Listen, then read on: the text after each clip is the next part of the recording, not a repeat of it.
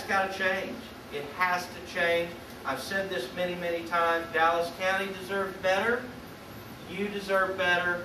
And on November 2nd, we're going to be heard. We are absolutely going to be heard. And that particular position in our county government has got to change. And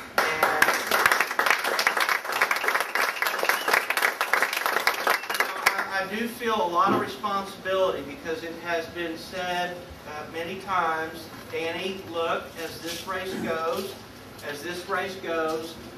so will many of the other down-ballot local races. And so you've got to fight, fight, fight, fight, fight.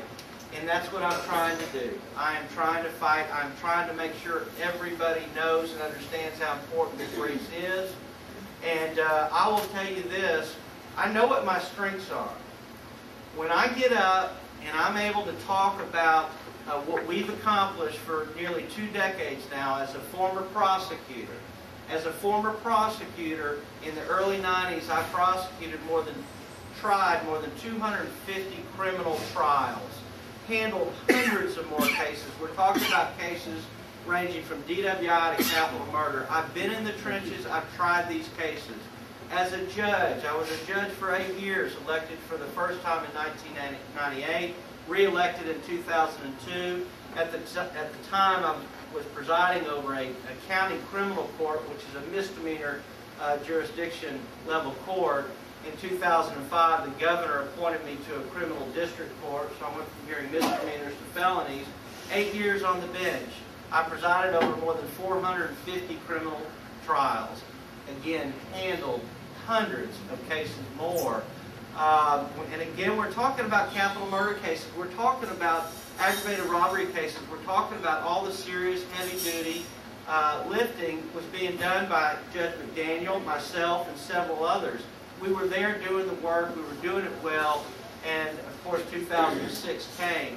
But I can stand up, and I do this every day and every night, and talk about my strengths and compare them to my opponents, which, again, we're talking about a man who was swept in with no credentials, never prosecuted a case, although someone reminded me the other day, they said, you know what, I think he started in the city attorney's office, which means he may have prosecuted somebody for speeding.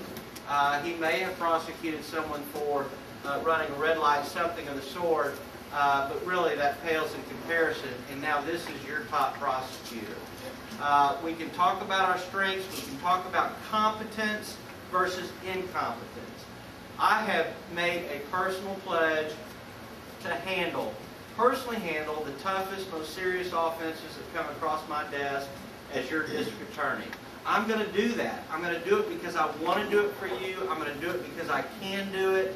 My opponent and I were speaking to a group of realtors not too long ago, and when this particular issue came out about experience and competence and being able to go into the courtroom and try these cases, his words were, look, if you're looking for somebody to go into the courtroom and try these cases, I'm not your guy.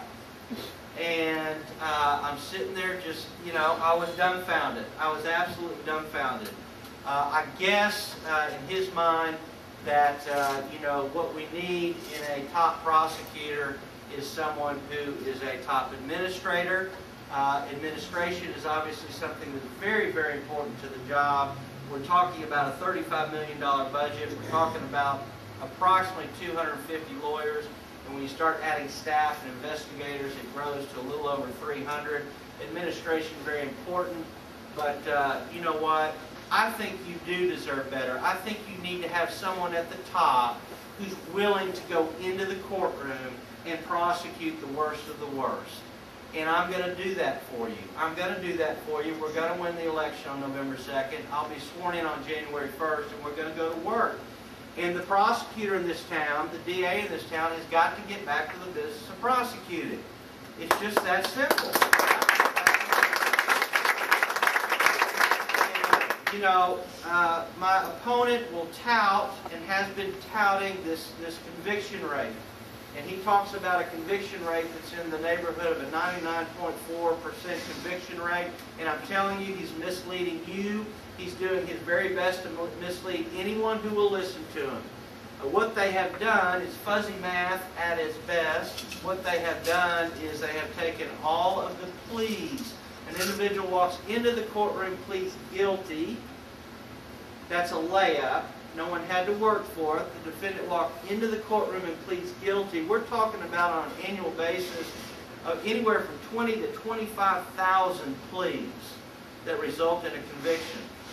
You take those numbers and you add in your trials where you have convictions, but you also have acquittals. You also have acquittals. Well, when you add in 25,000 pleas, what that does is it waters down the acquittals to the extent that they appear as a fraction of the total number.